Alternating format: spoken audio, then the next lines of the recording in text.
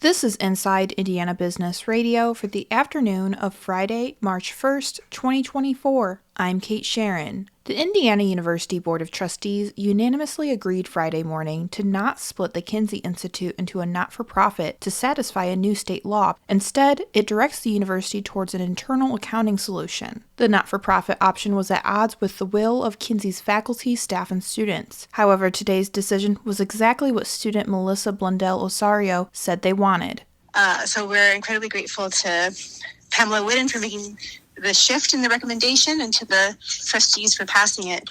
This is exactly what we've been fighting for the last several months, and so we're so incredibly happy. The accounting solution would involve requiring IU to maintain separate financial books for the Institute that document the source of all its funding as well as its direct and indirect costs. The decision falls in line with President Pamela Whitten's recommendation, the university said in a news release, as well as an internal working group's recommendation for an accounting solution. The trustees said the university will submit a proposed plan to the Indiana State Board of Accounts to confirm their compliance. Munster-based Community Healthcare System this week announced a rebranding. Beginning July 1st, the health system will be known as Powers Health, which it says marks a strategic evolution and unites the brand under one clear and distinct identity. Powers Health said in a news release the new name is not reflective of a merger or acquisition, but a, quote, deliberate step towards presenting our organization as an integrated system of care. The new name is in honor of Donald S. Powers, who is one of 5 land developers to donate land and funding to build the original community hospital.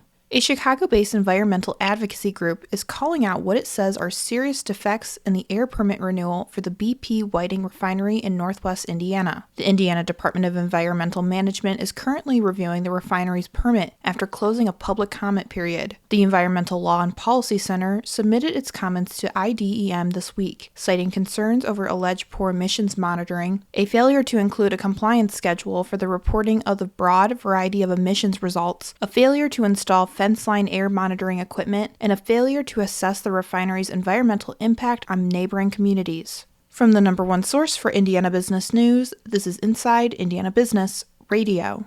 IBJ Media, Inside Indiana Business, and the Indiana Economic Development Corporation invite you to the Engage Indiana series, presented by CareSource, Indiana University, and Old National Bank. With an unrelenting focus on growing Indiana's economy, we'll dive into each region's unique challenges and distinct opportunities for growth. 9 regions, 1 goal. Indiana's bold future starts here. Discover more and register at ibj.com/engage. Senators agreed with changes made by House lawmakers on a child labor bill Thursday, sending the proposal to Governor Eric Holcomb's desk. IIB's Alex Brown has more. Senate Bill 146 would lower the minimum age of a teenager serving alcohol from 19 to 18, so long as they had a supervisor over the age of 21. 4 Republicans joined the Democratic caucus to oppose the measure. The measure has a House counterpart, which would remove restrictions on the hours that teenage employees can work and strikes agriculture as a hazardous occupation, which allows 16 and 17-year-olds to work in that sector.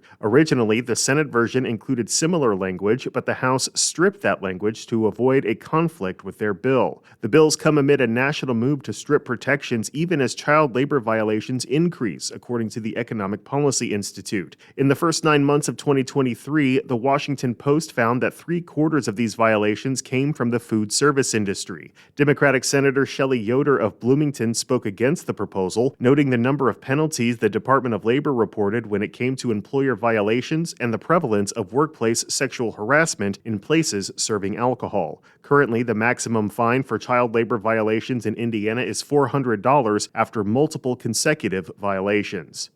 Alex Brown, Inside Indiana Business Radio. Indianapolis-based Elevate Ventures on Friday released its annual report for 2023. CEO Christopher Day said that while investment numbers were down compared to the previous year, 2023 was a year of tremendous growth for the venture studio. The report shows that Elevate Ventures made $21.7 million in commitments last year through 112 deals. That's down $31 million across 132 deals in 2022. However, the deals leveraged nearly $166 million in additional capital investments, Elevate said, with 74% of companies that Elevate invests in receiving follow-up funding.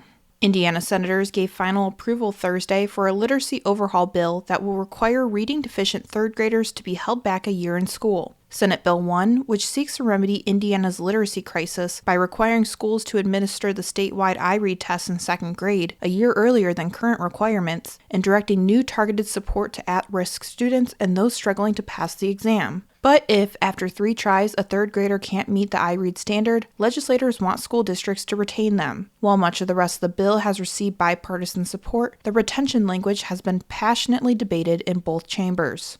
The University of St. Francis community can both support a new campus project and leave their mark through its new Brick by Brick fundraiser. The campaign will finance a new outdoor plaza on the south side of Trinity Hall, the university announced this week. The space will have benches, a dining area, and a fire pit. Personalized bricks will populate the Trinity Hall Plaza, and people can purchase a personalized marker for $300. The brick can have a message and a design.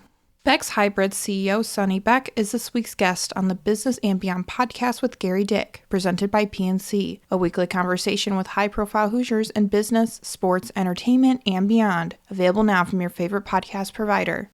I'm Kate Sharon for Inside Indiana Business, Radio on Demand.